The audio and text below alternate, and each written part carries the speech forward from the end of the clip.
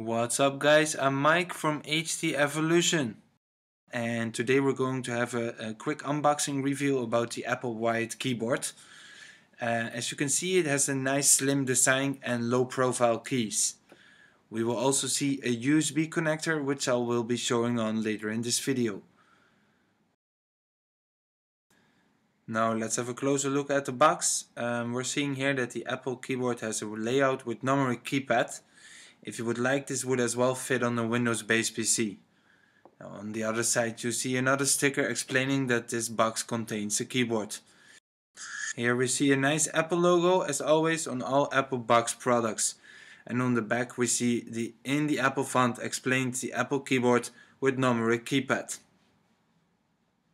Now let's quickly open up the box and see what's inside. As I already opened up the box once, this is the reason why it doesn't have any plastic around it. I couldn't resist to have a sneak peek and a touch of the keyboard itself. Now here we have the keyboard itself, and as said before, you can see the keys are very low profile.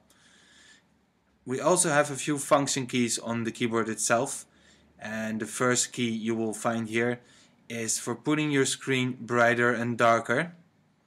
And then the next one up is for accessing mission control and launchpad.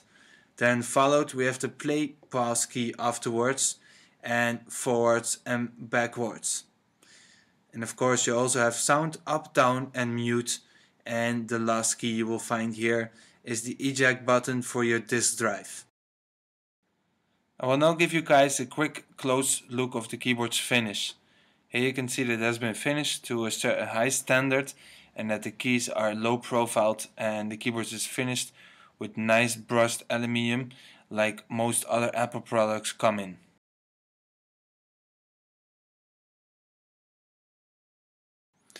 You will also find an extension cord for the keyboard in case you need to extend its reach. The extension cord is only usable, I think, for the Apple product and only for this Apple keyboard itself. As you can see, there is a little ouch sparing inside the extension cord, which makes it useless for any other device you want to connect it on.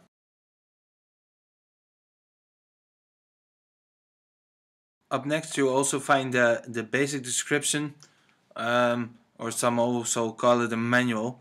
This will give you a quick explanation about using your keyboard and how to install it, which I don't think it's going to be a really hard thing to do. It comes in a few different languages as well, but I'm not going to go into detail about this.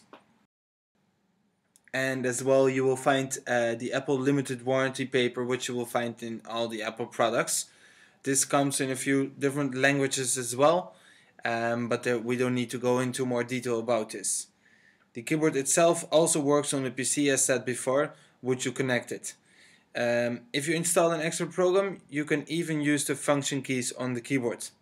So let's have a quick look on the back of the keyboard. You will see a nice Apple logo in the middle, and of course you will also find the FCCE trademark on here. Here are the USB connectors, which I was discussing in the beginning of this review, and you will also find one on the other side. So once you connect it to your PC or Mac, you can then connect your accessories into the Apple keyboard USB port. Mostly it's used for the Apple wired mouse, but you can connect anything else to the keyboard. I've tried a few different mouses and they all worked as far as I tried it now. You will also find an outsparing here, which will put your keyboard in a comfortable height. Unfortunately, you can't put this keyboard in a higher position than this is in now. So normally this should give you enough height to type comfortably. Since it has low profile keys, it also gives you a high response level, and I find it personally very comfortable to type on.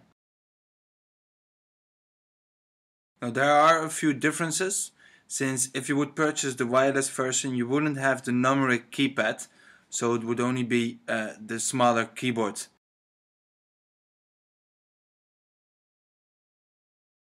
So as you can see, it will only be this sided then, and you wouldn't have the two USB connectors on the back as well, as they would be missing. And this was my quick unbox review about the Apple wired keyboards. I hope you enjoyed these 5 minutes. Please give me a thumbs up if you do, and give me a comment down below. And not forget to subscribe for more upcoming videos. If you have any questions, please feel free to email me or to add a comment, and see you next time.